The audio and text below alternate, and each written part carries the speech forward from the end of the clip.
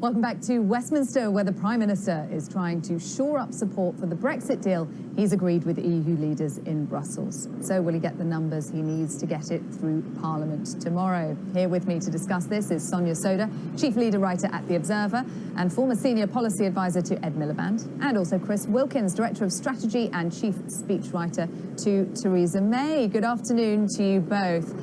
Boris Johnson, Sonia, has achieved what many considered to be impossible. He managed to get the EU to open up the withdrawal agreement. He managed to get rid of the backstop. Can he achieve what is the seemingly impossible here and get it through Parliament? Well, I think that was always, getting a deal through Parliament was always going to be the most difficult task facing Boris Johnson. It's true he got a deal with the European Union. In order to do that, the UK has made a lot of concessions. The EU has made some concessions too. We now have this solution that avoids the need for a border on the island of Ireland.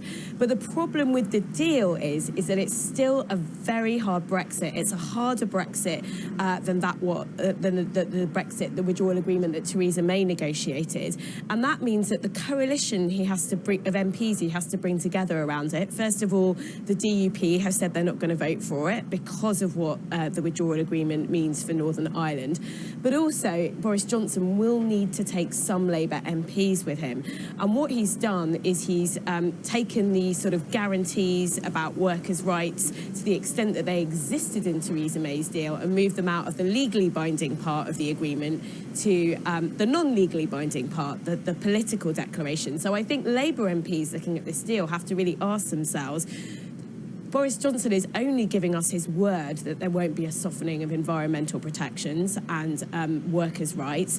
Do we trust him? And I'm not sure that Labour MPs will come through in enough numbers for this deal to go through, because I just don't think that trust of Boris Johnson exists on the Labour benches. We've been here before, Chris, haven't we, with a deal agreed, and that proved to be the easy part for Theresa May. It did, and it's really interesting, Sonia, using the word trust, because I think that's so important to the process we're about to see in Parliament. Ultimately, the main failing of Theresa May's deal, yes, it was the backstop, and people didn't like the backstop, and she didn't build a coalition across the House of Commons. Ultimately, the reason that Tory MPs wouldn't vote for her deal was because they didn't trust her and they didn't trust her team to negotiate the future relationship. They didn't want to allow a withdrawal agreement to go through and then give her free rein to negotiate a sort of further relationship because they just didn't think that she had the right intentions. She talked a lot about continued alignment with the EU. Boris Johnson has sort of done away with that language, or at least moved it into a separate part of the deal. So trust is really important. I think Boris Johnson has clearly much more trust of people like the ERG, the people on the right of the Conservative Party, because he was the Leave, he led the Leave campaign, etc. But ultimately, not the Labour MPs. And he needs them. And he does need them. But I guess the question, what this comes down to really, is are there enough Labour MPs who actually are confused and actually angry by Jeremy Corbyn's position, fearful of going into a general election, having to defend a quite incoherent position that they don't like? Do they ultimately calculate, let's get this deal through, because a general election, which will ensue if we don't vote for it, is actually a much greater, more damaging thing to their interests? It is a dilemma, isn't it, for Labour MPs in Leave voting constituencies. Do they go for a deal so that we can leave the European Union as their constituents voted, or do they go with their leader? And what are the consequences if they are the ones who have got Boris Johnson's deal over the line? Yeah, and I think politically it's very tricky for Labour MPs to back this deal. First of all, because essentially what you're doing, is writing him a blank cheque. It's Boris Johnson and his government, if he wins a subsequent election, who will be negotiating that final deal with the EU. And all they've got is his word that he's not going to water down worker rights, environmental standards. I think if you look at the track record of Boris Johnson and his team and what they want to do, if you look at the longer track record of Conservative government since 2010, they've really already watered down worker rights, things like employment tribunals, for example. So I think, Labour MPs looking at this will have very serious questions about that. That said, obviously there is an appetite in the country. I think a lot of people just want Brexit to be over one way or another. If we end up staying in, if we end up leaving leaving. People are just kind of sick of it being talked about. The problem is that this deal is only the beginning of a much longer stage of negotiations around what our final relationship with the EU will look like. So the idea, you know, Boris Johnson is very much saying to Labour MPs, vote for this deal, and we can all go out and tell our respective voters we've got Brexit done and we can move the country on to other subjects.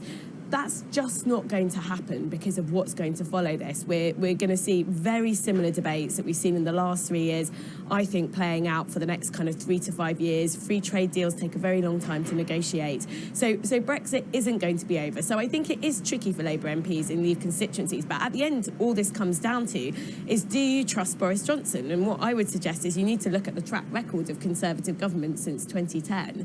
And it doesn't imply that worker rights are going to be respected, the environmental standards are going to be respected. In fact, you know, I think if you look at the far right of the Conservative Party and the sort of Brexit that they want, we're going to see a real watering down of basic kind of standards at work. Chris, Sonia there talking about the longer term of this. The Brexit isn't going to be over. It isn't going to be done on October the 31st. But even in the short term, we're talking about this pivotal vote tomorrow, this meaningful vote. But that's not it. Even if Boris Johnson can get that approved, he's still got to get the legislation through both houses, hasn't he? With your Director of Strategy hat on, what does number 10 need to be doing now? Well, it's interesting. The language today is all about the Prime Minister is really sort of fighting hard to get his deal through in the vote tomorrow. I wonder quite how hard he's fighting to get it through. I mean, absolutely, it's a good thing to do. He wants to get it through. He wants to get the legislation and get Brexit done. But he's in a win-win situation as well. If Parliament votes down his deal tomorrow, then he has a very good chance of going into the general election that he's always wanted, which is he's the guy who tried to get it done. Parliament blocked it, and so he's framed the general election that he wants. Because we aren't having a confirmatory referendum attached at this point. Precisely. So I think the Prime Minister is in a win-win situation. But the point about the legislation is absolutely right. Boris Johnson always said we're leaving on the 31st of October. I've always thought, firstly, that he would come back with a deal, but secondly, that was ambitious, because the truth is he might need some sort of technical extension to get the legislation through. And the key question, in a sense, is he prepared to do that, and how committed is he to this deal? And I think you're right to say that at the moment it doesn't look like an amendment will be tabled tomorrow to the deal to put it to a confirmatory referendum. But I really think that is still a route that would be open to MPs who are kind of thinking about this, and it's one that I would urge them to look at, because the fact is we've now got a deal that the Prime Minister is willing to go to the country and back. I think it's a terrible deal. Most Labour MPs think it's a terrible deal. He says it's a great deal. Boris Johnson says it's a great deal. But the right thing to do is, you know, people voted on a vague question in the referendum of 2016, a vague proposition to leave the European Union. We've got a firm deal now. We know what that looks like. It's a very hard Brexit. All the economic forecasts say it would have a big impact, big negative impact in the long term on GDP and growth.